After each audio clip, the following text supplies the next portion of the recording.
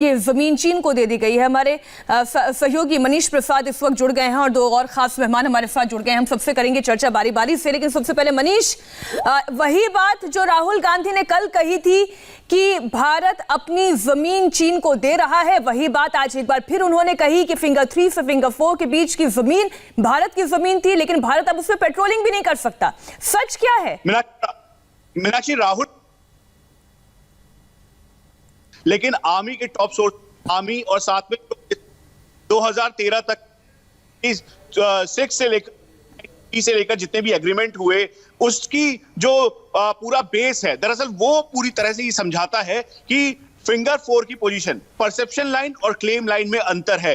Perception line भारतीय जो सेना है उसकी फिंगर 8 पे है और जो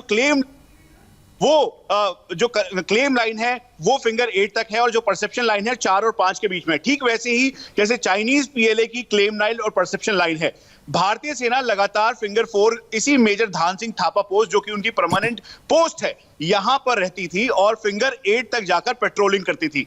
चाइनीज पीएलए जो इनका मेन बेस, परमानेंट बेस शिंजाप और खुरनाक फोर्ट पर है, जहां पे उनके रडार सिस्टम और पूरा जो बटालियन है वो है, वहां से वो मूव करते थे, फिंगर 4 तक आते थे और वापस जाते थे। और जैसे ही वो फिंगर 4 को क्रॉस करने की यानी फिंगर 5 को क्रॉस करने की कोशिश करते, हमेशा झड़प होती थी। 2017 की आपको तस्वीर याद होगी जब भारतीय सेना और चाइनीज पीएलए आमने सामने थी, उस समय भी पीछे उनको खदेड़ा था। तो ये एक मेन फ्रिक्शन पॉइंट था। अब ऐसे में म्यूचुअल अंडरस्टैंडिंग के साथ, ताकि जिस तरह से दोनों सेनाओं का बिल्डअप था, फोर्टिफिकेशन था, करीबन भारतीय सेना के 3000 जवान फिंगर 4 की पोजीशन और उसके साथ साथ जो चाइनीज पीएलए के जवान थे वो भी करीबन 2500 में थे। तो ये बिल्कुल क्लैरिटी है कि भारतीय सेना की तरफ से बिल्कुल क्लियर किया गया कि वो अपनी परमानेंट पोजीशन पे होंगे, लेकिन कहीं से भी 1 इंच जमीन भी भारतीय सेना ने चाइनीज पीएलए को नहीं दी है। अब रही बात इस पूरे डीमिलिटराइज जोन की, दरअसल ये इसलिए किया गया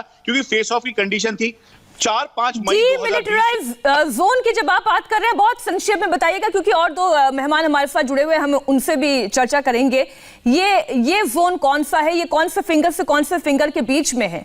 और क्या यहाँ पर पेट्रोलिंग भारतीय आर्मी भी कर सकती है या नहीं? ये भी थोड़ा सा डिटेल दीजिए। मीनाक्षी, भारतीय सेना और चाइनीज पीएलए इस एरिया में पहले से ही पेट्रोल करते आए थे, लेकिन 4 और 5 मई 2020 के बाद स्थिति बदली, फेस ऑफ की कंडीशन हुई, इसीलिए म्यूचुअल अंडरस्टैंडिंग के साथ ही कॉन्फ्लिक्ट ना हो, इसीलिए फिंगर 4 से लेकर फिंगर 8 तक का जो ये पूरा एरिया है, इसे नो पेट्रोल जोन टेम्परेरी घोषित किया गया है, ताकि यहां पर भारतीय सेना और चाइनीज पीएलए आमने सामने ना आए और झड़प ना हो। झड़प का मतलब है कि कहीं से भी कोई क्लैश ना हो और बड़ा क्लैश ना हो। इसी से बचने के लिए ये जो एग्रीमेंट हुए, 9th core commander level talks हुए, उसके अंदर ये तय किया गया कि किसी भी कॉन्फ्लिक्ट से बचने के लिए दोनों सेनाएं अभी टेम्परेरी यहां पर पेट्रोल नहीं करेगी। भारतीय सेना फिंगर 4 तक यानी फिंगर 3 की अपनी परमानेंट पोजीशन पर रहेगी, फिंगर 4 को क्रॉस करेगा, वहीं चाइनीज पीएलए फिंगर 8 को क्रॉस नहीं करेगा। तो इसका मतलब यह है कि सबसे बड़ा झटका चाइनीज पीएलए के लिए है, क्योंकि वो अपने पूरे बिल्डअप के साथ। अब जो दर्शक यहाँ पर आपकी इस पूरी डिटेल को सुन रहे होंगे, उनके सामने एक तस्वीर तो क्लियर हो गई। पहली तस्वीर ये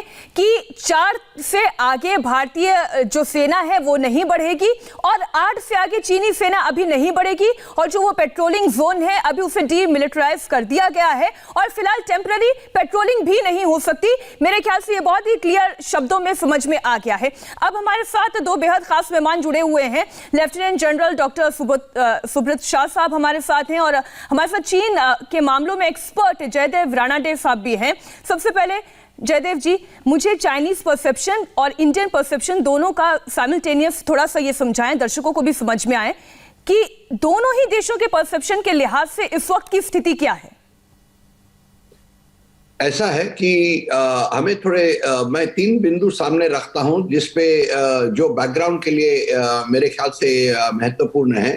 पहली बात तो ये है कि जो लाइन ऑफ कंट्रोल या जो बॉर्डर या लाइन ऑफ एक्चुअल कंट्रोल है वो डिफाइंड नहीं है। ना चीन ने किया है और ना कोई मैप पे ये तय किया है।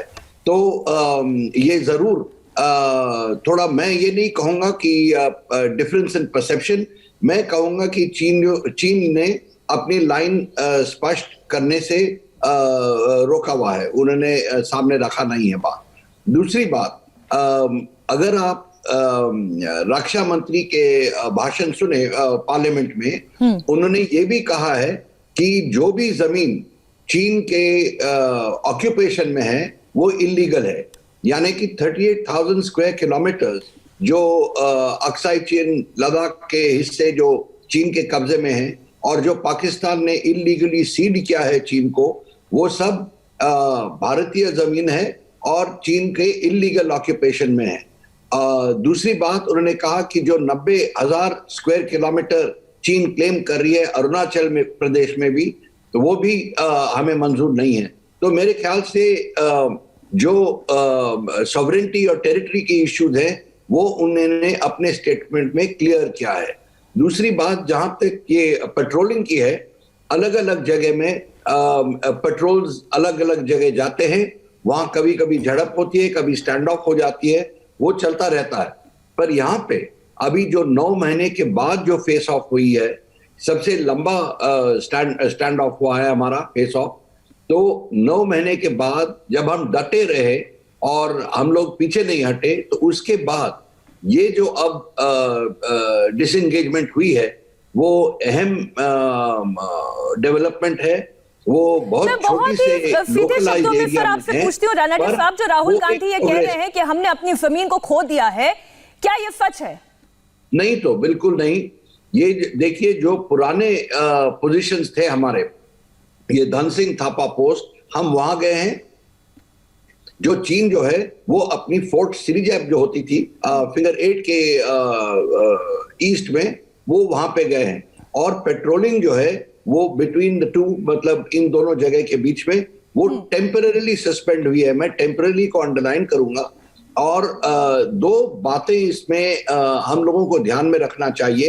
एक, कि ये जो डिस्कशंस हो रही हैं, ये आर्मी लेड डिस्कशंस है। हमारे एक लेफ्टिनेंट जनरल हैं वहां पे जो ये डिस्कशंस को लीड कर रहे हैं, और उनको जरूर पता होगा कि हमारे लिए क्या एडवांटेजेस है और क्या डिसएडवांटेजेस है। और 9 महीने के लिए जब हमारी फौज वहां पे तैनात रही है, वो जमीन यील्ड नहीं करेंगे, वो पीछे नहीं है। बिल्कुल क्लियर हो गई है सर, अब ये पॉइंट भी एकदम क्लियर हो गया। जो दर्शक अभी देख रहे होंगे उनके सामने स्थिति एकदम स्पष्ट हो गई है। सुब्रत शाह साहब, ये राहुल गांधी कौन से परसेप्शन की बात कर रहे हैं? ये भारतीय सेना का तो परसेप्शन नहीं है ना, ये वो परसेप्शन है जो भारत सरकार ने सामने रखा है, संसद के अंदर एक जिम्मेदाराना बयान दिया है। ये वो उनका ये कौन सा परसेप्शन है जो ये कह रहे हैं कि भारत ने अपनी जमीन, पवित्र जमीन चीन को सौंप दी है?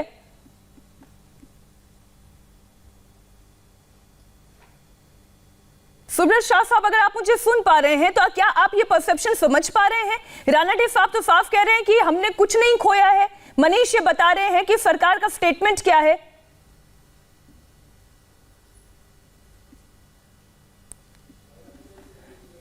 शाह साहब के पास शायद मेरी आवाज नहीं पहुंच रही है। मनीष, ये तो बहुत हैरानी की बात है जब एक्सपर्ट्स ये कह रहे हैं कि हमने खोया कुछ नहीं है, हम एकदम स्टेटस को वाली सिचुएशन में आ रहे हैं, तो फिर ये कौन से परसेप्शन की बात हो रही है?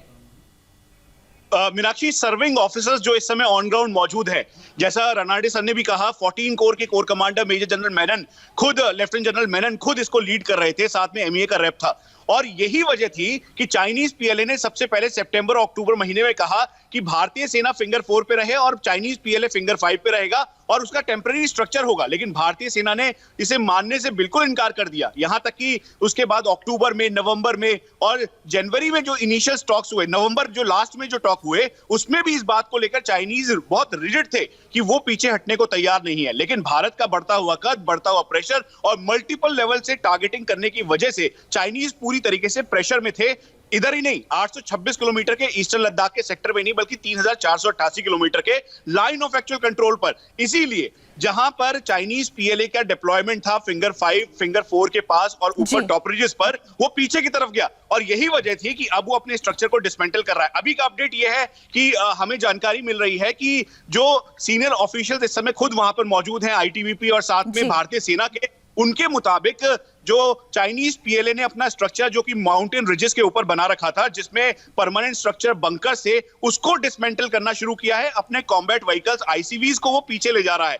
यानी इसका मतलब यह है, जो तस्वीर हमने कल ठीक है मनीष, ये आपने एक बड़ा अपडेट दिया है कि अभी वहां पर ये डिसमेंटलिंग प्रोसेस शुरू हो गया है और डिसएंगेजमेंट की दिशा में ये एक अच्छा कदम है। और हम ये उम्मीद करते हैं कि चीन जो कह रहा है वो उसी तरीके से करता रहे। इसी बीच एक बड़ा बयान आपको बता दें, एलएसी पर डिसएंगेजमेंट समझौते पर राहुल गांधी ने सवाल उठाए और इसके बाद केंद्रीय मंत्री